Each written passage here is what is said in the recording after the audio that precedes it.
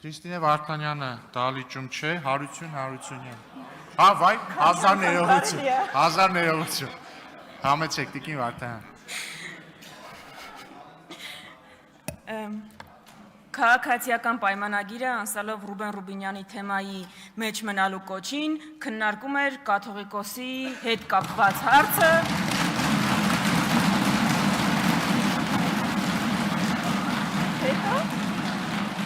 Բրավո, քննարկում էր կաթողիկոսի հետ կապված հարցը։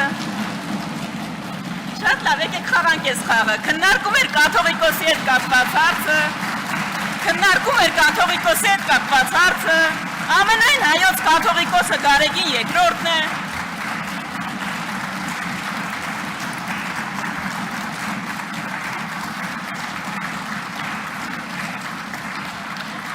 Ինչ թվում է հերիք է, հարգելի գործընկերներ, շարունակեք Տիկին Վարդանյան։ Եվ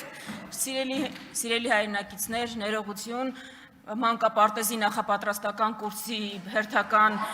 բանին Տիկին Վարդանյան, ներողություն, Տիկին Վարդանյան, ես ես հորդորում եմ մնալ կոռեկտության սահմաններում, այստեղ բոլորը շատերը երիտասարդ են, բայց ոչ ոք մանկապարտեզից չի, այդ թվում ձեր խմբակցությունում եւ ես ես հորդորում եմ մնալ կոռեկտության սահմաններում,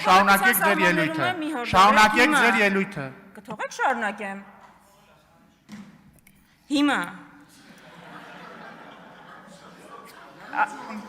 Լրություն։ Ես իսկապես ուզում եմ մեկ-մեկ դուք ձեզ կողքից նայեք ու պատկերացնեք ուր եք հասել, պատկերացնեք ինչքան եք նմանվել բոլոր են իրականությունից կտրված իշխանություններին, ում թվում էր, որ իրենք հավերժ իշխանության են, երբեք իշխանությունը չեն կորցնելու, միշտ իրանց տերապետության տակ ունենալու են ուժայիններին, ու իրենց թույլ էին տալիս շատ ավելի պակաս, քան դուք, բայց արժանացան այն բախտին, որին արժանացան։ Ես չգիտեմ դուք երբ կհասկանաք, որ այստեղ եք հասել ուղղակի, բայց երևի իշխանությունը կտրում է գետնից իսկապես, ամբողջական իշխանությունն էլ երևի ամբողջապես է կտրում։ Հիմա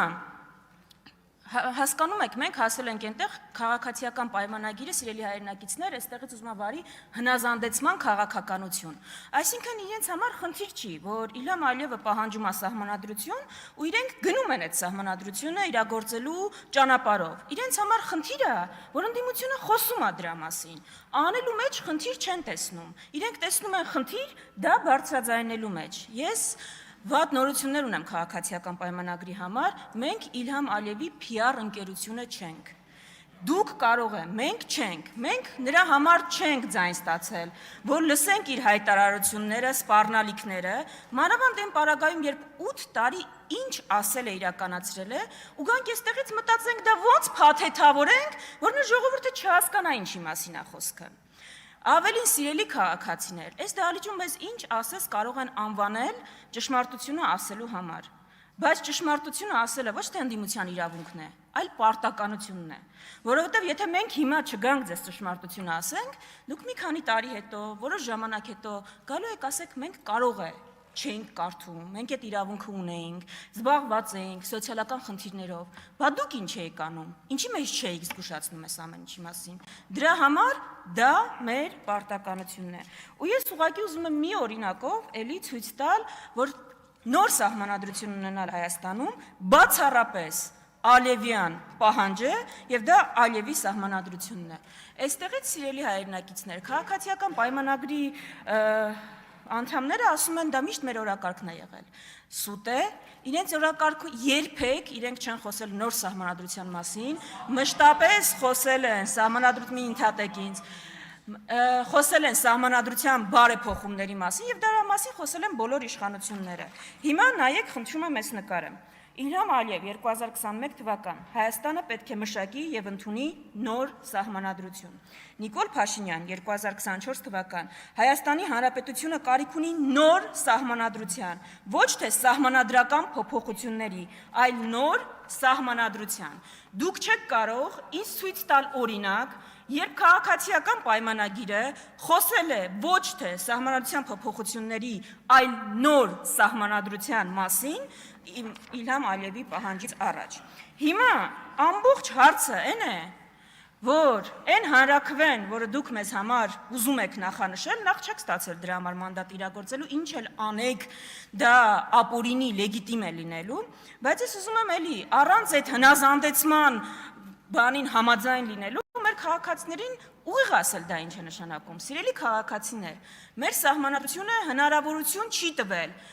որևէ եղանակով փոխել սահմանադրությունը այնպես, որ այդտեղ նախաբանը չլինի։ Մեր սահմանադրությունում կան մի քանի կետեր, որոնք անփոփոխարինելի են ու որևէ հանրաքվե դա չի կարող փոփոխել։ Հիմա Նիկոլ Փաշինյանը չհասկանալով այս Ալիևի պահանջի հետ ինչ անել, անգամ այն բանից հետո, երբ սահմանադրական դատարանը իր իսկ սարքած ասում է, որ խոչընդոտ չի հանդիսանում, տարածքային պահանջ չի պարունակում Ադրբեջանի նկատմամբ, մեկ է Ալիևը այս պահանջը պահանջում է նախաստորագրած փաստաթուղթը ստորագրելու համար, ու Նիկոլ Փաշինյանը ձևը գտել է հետևյալը. միակ ձևը նոր սահմանադրություն ունենալու, որտեղ անկախության հռչակագրին, այսինքն մեր պետության ծննդյան վկայականին հողում չի լինի, դա կազմալուծելն է երրորդ հանրապետությունը, կազմաքանդելը երրորդ հանրապետությունը, որովհետև այլ իրավական տարբերակ դրա չկա, ստեղծել նոր ինչ որ բան Ալիևի սահմանադրությունը հիմքում դնելու։ Հիմա ես ուզում եմ, որ դուք պատկերացնեք այս ամեն ինչը, սիրելի քաղաքացիներ, ձեզ ուղղակի հանրաքվե չեն առաջարկում, ձեզ ինչ որ փոփոխություն կամ չեն, ձեզ առաջարկում են ձեր ձեռքով կազմաքանդել Հայաստանի Հանրապետությունը, որի համար երևի Հայաստանում ամեն ընտանիք արյուն է թափել, ու այդ ամենը մենակ նրա համար, որ Ալիևի հակով սահմանադրություն կարվի, Ալիևի հակով։ Նիկոլ Փաշինյանը նախորդ բոլոր իշխանություններին մեղադրում էր իրենց հակով սահմանադրություն կարելու համար, ինքը ստանձնել է Ալիևի հակով սահմանադրություն կարելու պահանջը, բայց ձեզ ուզում է դարձնել իր հանցակիցը։ Այդ հանրաքվեն լավ ելք ունենալ չի կարող։ Որևէ լավ ելք, անգամ եթե չընդունվի, դա վատ է մեզ համար։ Այսինքն մեր տարբերակը այդ հանրաքվեին Ալիևյան սահմանադրության չհասնելն է։ Այստեղա անկյունակարային ու այս խորհրդանին նաև, այո, անկյունակարային, գաղափարական բախում ու պայքարը լինելու։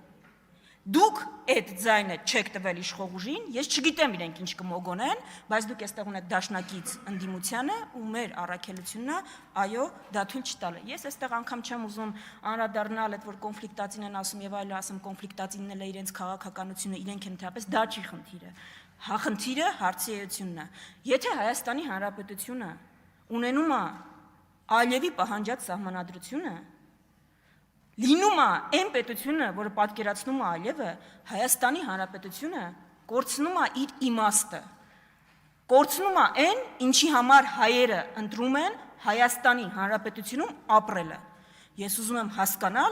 հասկանանք, թե ինչ ռումբ է դրվում մեր պետականության տակ։ Ես իսկապես այս քննարկումը ուզում էի նաև օգտագործել մի ընդհատակ տեղից։ Ուզում էի օգտագործել ցույց տալու համար ձեզ տարբերությունները։ Մենք խորհրդարանական քննարկումներին հետևում եք ու տարբերություններ ու տեսնում եք ինչ քննարկումներ են լինում։ Ես ուզում եմ ձեզ ասել, որ այն պարագայում, եթե օրինակ մենք լինեինք այստեղ մեծամասնություն, այս քննարկումներից հետո երբ որ կավարտվեր, իսկապես Հայաստանում ամենամեծ խնդիրներից մեկը իշխանության ամբողջական կենտրոնացումն է մեկ մարդու ձեռքում, որը ստեղծում է այս սենց իրականություն։ Այս սենց իրականություն, երբ որ Հայաստանում падգամավորը մի մարդու անուն է տալիս, որը չկա Հայաստանի Հանրապետությունում, գոյություն չունի անձնագրով այդպիսի մարդ ու հրճվում են, երբ որ կաթողիկոսին կաթողիկոս են ասում։ Այսինքն ընդվզում են, երբ որ կաթողիկոսին կաթողիկոս են ասում։ Լավա, Փաշիզադեն Արտուր Հովհաննիսյանը մնաց պայքարողներից։ Լավա Փաշիզադեն այդ օրակարգը բերեց, թե չէ, դուք քաղաքական օրակարգել չէիք ունենալու, հասկանում եք։ Փաշիզադեն ու Ալիևը ձեզ տվել են քաղաքական օրակարգ, ուրիշ առաջարկ ունեք մեր ժողովրդին։ Ուրիշ առաջարկ ունեք ինձ հերիքա ընդհատեք, զսպեք ձեզ, մի քիչ զսպված եղեք։ Պարոն Եղոյան, իրոք զսպեք ձեզ, իրոք զսպեք ձեզ։ Զսպեք ձեզ, պարոն Եղոյան։ Քանի անգամ ինձ ընդհատեցին, կվերականգնեք ժամանակը։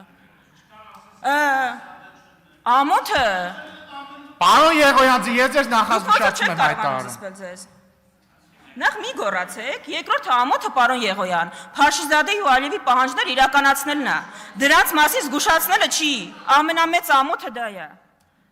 Ես իսկապես այս ամբիոնից ուզում էի խոսել, թե ինչ անհրաժեշտություն կա փոփոխություններ իրականացնելու մեր երկրում ու առաջինը դա այո, ամբողջական իշխանության զսպումն է, ամբողջական, որովհետև ցանկացած բարձվում է ուժի ձեռքում, ամբողջական իշխանությունը, այսինքն այլանդակ պատկերաբերում մեր քաղաքացիների համար, բայց երևի դա կմնա հաջորդ ելույթներին, թե ինչ ասեմ, դմդմփու Արեգ Կաթողիկոսի անունը լսելուց, դա է մակարդակը։ Շնորհակալություն, Հարություն